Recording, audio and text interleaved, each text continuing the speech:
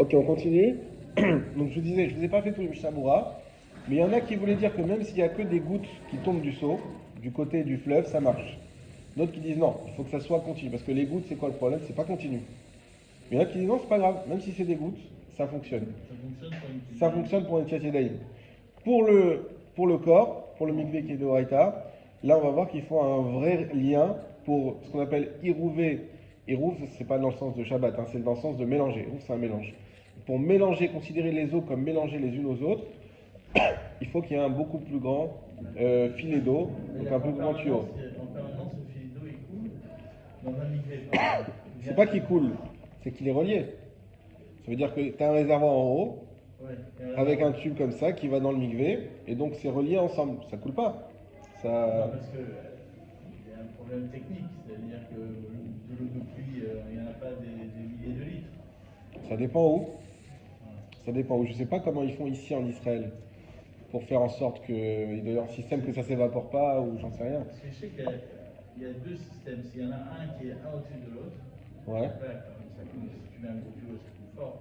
Et il y en a un ils sont en fait À côté. les deux cubes sont l'une à côté de Sur le l'autre, même plan. presque sur le même plan, tu vois. Et donc, ça coule beaucoup moins. C'est-à-dire, c'est clair. Bon, si la cuve elle est pleine et qu'il y a un lien qui fait que l'eau elle passe par la force je vais dire de pression, forcément il y en a une qui va aller dans l'autre et les eaux elles vont communiquer. Ça serait intéressant, ça. Bien sûr. On va organiser une sortie scolaire dans le mikvé, pas loin. Ma Non, mais femme. On va voir. pourquoi pas, hein, je sais que mon frère il est allé faire un musée à Nairobi ou un truc comme ça. Ouais.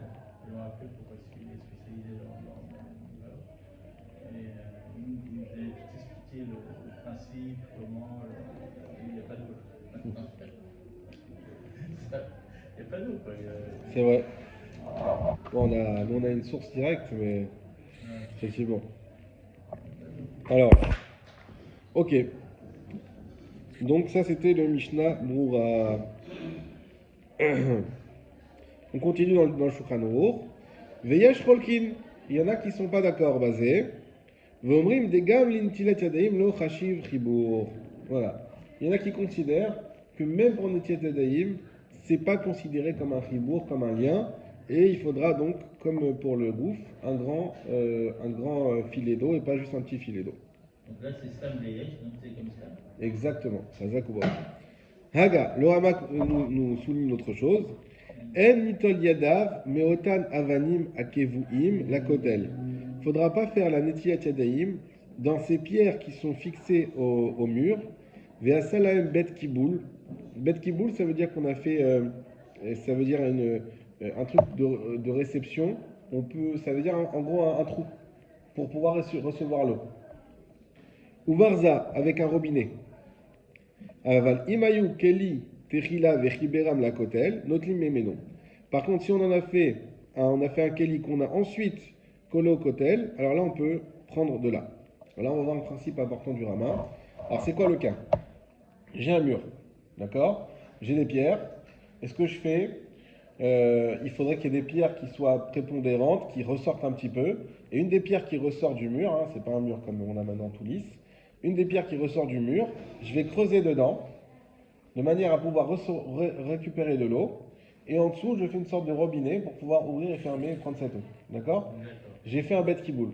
Dans ce cas-là, même si on a un robinet, malgré tout, c'est la source de Fantila de là. Pourquoi? Parce qu'on va voir que ce n'est pas Shem Keli. Il n'y a pas le nom d'un Keli. N'oublions pas que pour Netilat Yadaim, pour que ça soit une Netila, toujours bien faire différence. Netila, Tvila. Netila, il faut un Keli. Tvila, je peux faire directement dans l'endroit, dans la mer. Hein, voilà, aujourd'hui, par exemple, je fais motzi à la plage. Je fais un barbecue sur la plage ou un pique-nique.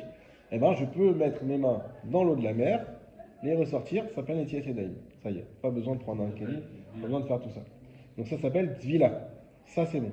Maintenant, si je fais Netila, c'est uniquement par un Keli. Comme on avait vu, on a vu la halachot du Keli, mais il faut qu'il y ait un Keli. Et donc, de ce point de vue-là, lorsque j'ai taillé ces pierres qui ressortent du mur, et j'en ai fait quelque chose qui est bête qui boule, donc qui peut recevoir de l'eau, Malgré tout, ça ne s'appelle pas un keli. Pourquoi? Parce que c'est ce qu'on appelle mechoubar à la karka. C'est la différence entre le mobilier et l'immobilier. Ça, c'est immobilier. Hein, toujours, on a ces questions. Est-ce qu'un ascenseur, c'est mobilier ou immobilier? Et bien là, on pose une question. Est-ce que cette crevasse que j'ai fait et qui permet de réceptionner de l'eau, c'est vrai que j'ai travaillé quelque chose, mais ça reste que c'est mechoubar à la carcasse, ça reste relié au mur. Donc là, c'est pas bon. Par contre, si physiquement, ça va être pareil, mais la différence, c'est que je vais prendre une pierre indépendante, je vais creuser dedans, et cette pierre, ensuite, je vais la cimenter, je vais la mettre dans le mur. Là, oui. Pourquoi? Parce que d'abord, c'était un keli, et ensuite, je l'ai accroché au mur. Donc là, c'est bon. Regardez le Mishnah Bura qui explique bien ça. Le Nun. Il est où le Nun? Ah oui, Notin Mimenu. Retsono Lomar. Donc on a dit qu'on pouvait prendre donc de l'eau dans le cas où on l'avait rendu un keli. Retsono Lomar, c'est-à-dire Deze Barza Shemesira Bechol Shficha ou Shficha. Que Derech Barza, pardon, par le biais du robinet qui fera passer l'eau, Bechol Shficha ou Shficha, pour chaque lavage. Des Chachiv alliés des Koar Gavra. Ça nous répond pour notre robinet à nous. Et que c'est considéré comme ça, pour ça, Koar Gavra. Uchmo Shidber Besov Saïf Tet, et comme on va le voir à la fin du Saïf Tet. C'est-à-dire que ce que nous dit le Rama, donc, et expliqué par le Mishnah Bora, c'est que lorsqu'on a dit que quand je prends d'une pierre indépendante et qu'ensuite je la colle et que là ça marche, c'est grâce au robinet. C'est pas toute seule. Parce que comment on fait avec une. On peut pas la bouger une fois qu'elle est boue. C'est le fait qu'il y a le robinet et que chaque shficha ou shficha, donc on imagine, nous on va dire avec le robinet, on ferme, on ouvre, on ferme, on ouvre, on ferme, on ouvre. Comme ça s'appelle koach gavra. Donc là, il y a une source claire qu'ouvrir et fermer un robinet, ça s'appelle koach gavra. Et je voulais faire aussi, excusez-moi, le même chet juste avant, le Mishnah Bura, même chet, qui nous explique pourquoi la différence entre le fait qu'on colle une pierre ou quand on fait directement dans le mur, akevouim, qui sont fixés, des netilat yadaim keli bainan, parce que netilat yadaim, on a besoin d'un keli, vechevan shem kevouim bakotel, arien kekotel, et puisque ce sont des pierres qui sont collées au kotel, elles sont considérées comme le mur lui-même, vn shem keli aléen, il n'y a donc pas le statut, le nom de keli sur elles. Afalpi chez Asalem bet kiboul, même si lui, il a fait dessus un bet kiboul, donc il a quand même travaillé. Et le reste, c'est pas grave. En tout cas, il y a une discussion après, ils disent est-ce que s'il a fait une très grosse pierre qui peut recevoir 40 CA, est-ce que ça marche ou ça marche pas? 40 CA, vous savez, c'est à peu près 303 litres, je crois. Je l'ai marqué tout quoi. Alors, ils discutent. Ils disent que non, il y en a qui disent parce que c'est quand même Mechouba la Karka, etc. Bon. On va pas entrer dedans, parce que c'est pas le sujet. Mais en tout cas, voilà. Donc, du moment qu'il a fait ou qu'il n'a pas fait, on a vu la différence, c'est qu'il faut qu'il y ait Shem Kelly dessus. Parce que, ouais. En fait, imagine que j'arrive dans un mur qui a ce système. Oui. D'accord. Tu vas te dire, est-ce qu'il est relié au mur ou pas? Bon, ça dépend du système lui-même. Si tu vois qu'à l'évidence, ils ont collé la pierre après, enfin, que la pierre elle dépasse beaucoup et qu'il y a un trou dedans, etc., tu peux considérer que. Enfin. Alacha chet, Shulchan Aruch. Im yichnis yadav betor keli shel ma'im, veshircher yadav ba'em. Si il rentre ses mains dans un keli où il y a de l'eau, veshircher yadav ba'em, et il frotte ses mains dedans.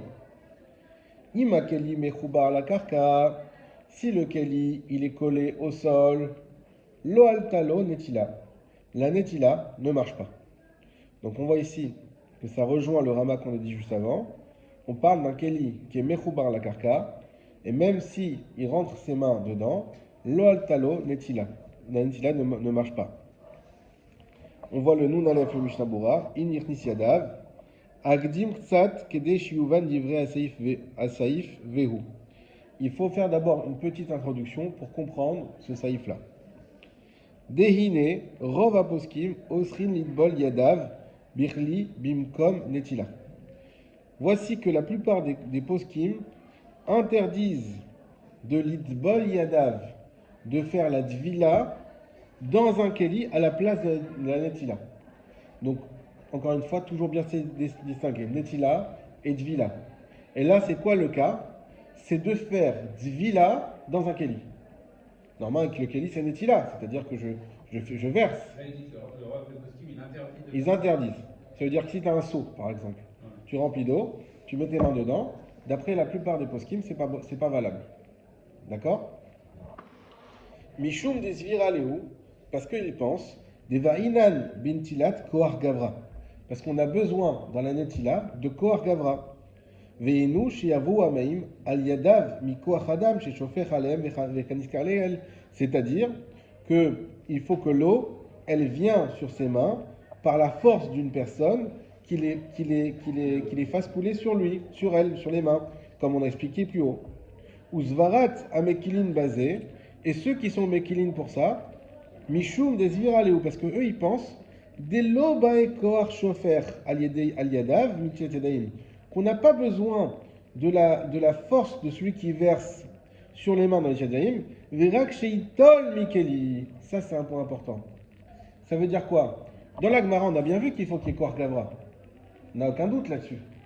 Comment on peut dire non, c'est pas la peine koar gavra? Parce qu'il dit, c'est quoi koar gavra? C'est pas que tu verses, c'est que tu puises. C'est ça la question. Est-ce que quand je prends un seau et je remplis mon seau à la mer, ok, et qu'ensuite je trempe mes mains dans mon seau, on va dire, est-ce que j'ai le droit de tremper ou pas? Bonne question. La question c'est quoi? C'est est-ce que koar gavra, c'est quand j'ai pris l'eau, et c'est ça qui est obligatoire, peu importe si je la verse ou pas après, ou koar gavra, c'est quand je verse. La plupart des poskim pensent quoi? Que koar gavra, c'est quand je verse. C'est pas la question de puiser. C'est ça koar gavra, c'est verser. Et d'autres qui disent non, pas du tout. Il suffit de puiser, et déjà ça s'appelle koar gavra. Et donc si j'ai puisé de l'eau avec un seau dans la mer, et qu'ensuite j'ai trempé mes mains dedans, il n'y a aucun problème. Ah, il n'y a pas koar gavra. Si, et koar gavra, je l'ai bien puisé l'eau. C'est ça koar gavra. Si c'était quand je puise, alors toutes les eaux, elles seraient koar gavra, du coup. Si c'est quand je puise, toutes les eaux, elles seraient koar gavra. Vous en dites, je vais prendre de l'eau. Ah non, on a vu. Donc elle est devenue Non, koar on a vu le cas du tuyau. Ça, c'est pas koar gavra. Parce qu'il y a quelque chose qui a fait afsaka dans la koar gavra. Tant qu'il n'y a pas de afsaka, oui, tu as raison. Le cas du seau, c'est bien que j'ai pris dans la mer et que de ce même seau sur lequel j'ai puisé, je mets mes mains dedans. Si ensuite l'eau, je la verse ailleurs et qu'ensuite je la récupère plus loin, là c'est plus koar gavra parce qu'il y a eu une afsaka.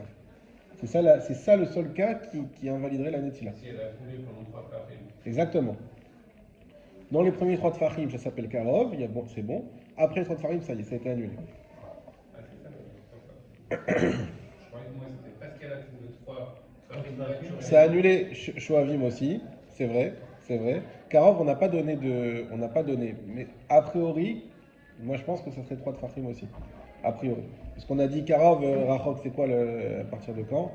Il faudrait quand même se poser la question. C'est vrai que c'est pas dit là-bas, mais comme il a parlé des 3 de fahim pour annuler la Shoavim, donc ça veut dire que c'est quand même une mesure, et puis on voit toujours 3 de fahim. Donc a priori, moi je pense que ça serait à vérifier à la Khalmassé, mais en vérité, il n'y a pas beaucoup d'acharonim qui parlent de ça à la là parce qu'elles sont un peu spécifiques. Hein, c'est un peu technique, c'est pour des pros du Netila, on va devenir Bezrat Hashem. Mais effectivement, voilà. En tout cas, ça c'est important à comprendre. Donc koar gavra, est-ce que c'est quand je puise ou est-ce que c'est quand je verse? Et de cette marloquette là va dépendre tout ce séif ici. Uzva atamekim bazé mishum zvira leud de loba koar shofer aledam tietedim verak sheitol mekeli velachen, et c'est pour cela donc je finis Mishamura tivila betocho chashiv leu kemo netila mimena, et c'est pour ça que s'il a fait la netila dans le keli, la divila dans le keli, ça s'appelle comme s'il a fait netila, puisqu'il y a eu koar gavra du début. Là, j'étais dans Mishnah Bura, Nun Aleph à la fin. Non, Mishnah Bura. Hazak ou Baruch.